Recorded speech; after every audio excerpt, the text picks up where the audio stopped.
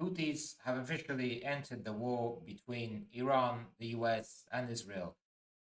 Everyone was waiting for them during these past 4 weeks for them to make a move. People were expecting them, but they hadn't made a move. They hadn't moved at all. They haven't launched anything. Today, they officially announced having launched ballistic missiles on southern Israel. Israel says they intercepted them. The Houthis said they reached the targets. Whatever it is, it's a big change. It's a huge change because obviously the Houthis are aligned with Iran, and they both have the same basic agenda, similar to Israel and the US. Both of them have tried countering both Iran and the Houthis. So all four of them, the two groups, appear to be mortal enemies. The important thing here is that maritime trade, what's going to happen with maritime trade? That's a big thing right there. Because you have the Strait of Hormuz that's closed, where about 1/3 of the world's fertilizer passes through, where you have about 25% of the world's crude passing through, which the majority isn't passing through right now. East Asian economies are suffering, and not just East Asian economies. The US economy isn't doing very well. Since January, it's only gone down. If you look at the markets in general, right now it's probably at the worst I've ever seen, at least for the stocks I have. I do have a kind of a diverse portfolio. This is the worst moment I've ever seen in recent years for stocks. What's more, the Houthi attack is possibly gonna be followed by attacks on maritime vessels passing through the Bab al-Mandab Straits. That is the main route that connects Indian Ocean with the Mediterranean. That is Asian markets with the EU. EU is already doing quite bad. The economy is, the GDP hasn't grown very much in recent years. They're facing a huge energy crisis, and you have possibly trade being even decimated there. Not like most of the trade was from through there was going to the EU anyway, but there was still the remnants of what were the vessels that were passing through there going to the EU, and Israel, Algeria, Turkey, in some of those areas. But right now, if it closes again, the EU, on top of that energy crisis, on top of the economic crisis, the political crisis, it's just going to get worse for them. So if we have to watch out for one thing right here, Houthis right now are launching ballistic missiles on Israel, UAVs, ballistic missiles. If they do continue, if they resume attacks on maritime vessels, tankers, LNG carriers, and container ships, that's going to change a lot because a lot of maritime operators, a lot of ships in general, they kind of got over the whole period, the Houthi period of attacking ships, and it seemed like it could possibly be opened up again. Very slowly, but in any case, people were not expecting this. Well, with the U.S.-Israeli attack on Iran, the Strait of Hormuz being closed, now we see the Bab al-Mandab possibly being closed again with the Houthis, targeting ships perceived to be from governments or operators uh, that support Israel or supporting Israel in some way. It could be operators as well. So for the ships, this is important here because it's kind of a layered risk. For ships, you have the ship owner, you have the operator, you have the flag, and you have where they've docked at. So maybe a ship has a flag, a Marshall Islands flag. Maybe it has a Panama flag, a Liberia flag. So the most common in the world. But it docked at, an Israeli port. It could be a target. Let's say it's never docked at an Israeli port before. Let's say it's a Liberia flagged ship, tanker that's been going through the whole world, but it's never docked at Israel. The operator of this ship maybe does operate with Israel. Maybe it has a different ship that docks at Israeli ports.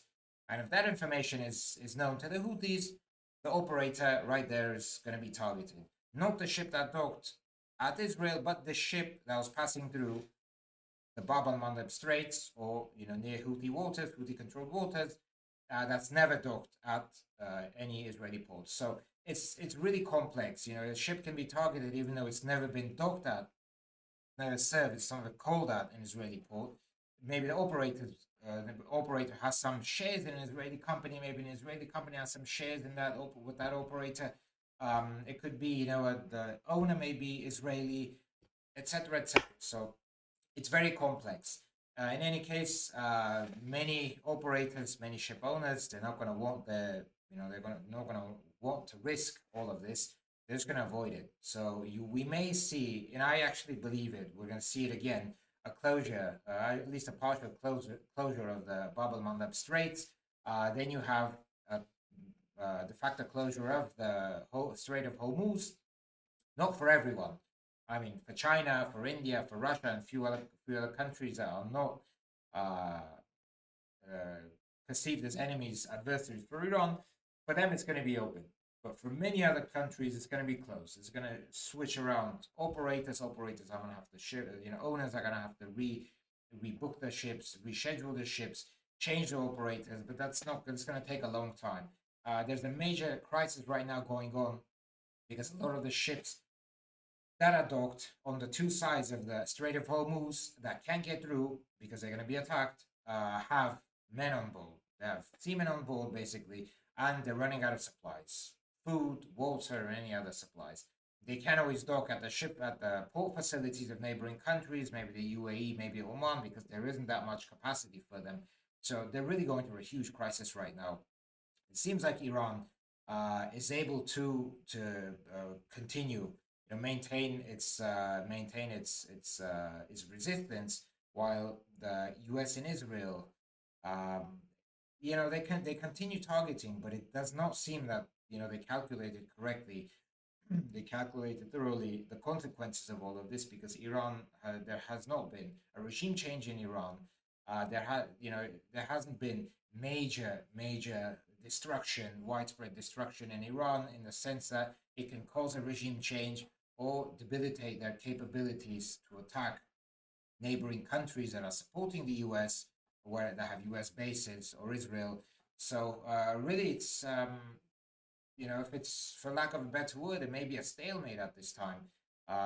Trump mentioned today that one of its aircraft carriers were hit. There were news about this about 2 weeks ago, if not 3 weeks ago. News just came out. President Trump is also saying that, you know, the U.S. does not need the Strait of Hormuz. You know, the U.S. doesn't use this, quote unquote. Others use this. Others should be participating in this conflict, basically, to open it up. They should pitch in more, contribute to opening this. And many other countries don't want to do that. The EU is not able to really do that. Australia and Japan said they don't plan to send warships to actually participate in the conflict. So the U.S. is basically alone there. U.S. is basically alone with Israel. Many other countries don't want to do this. Europe, possibly to kind of get back at the Trump administration for not helping them sufficiently with the Ukraine, which is another conflict that's going on. That's been, going on for the past four years, basically. But in any case, many countries have left Iran.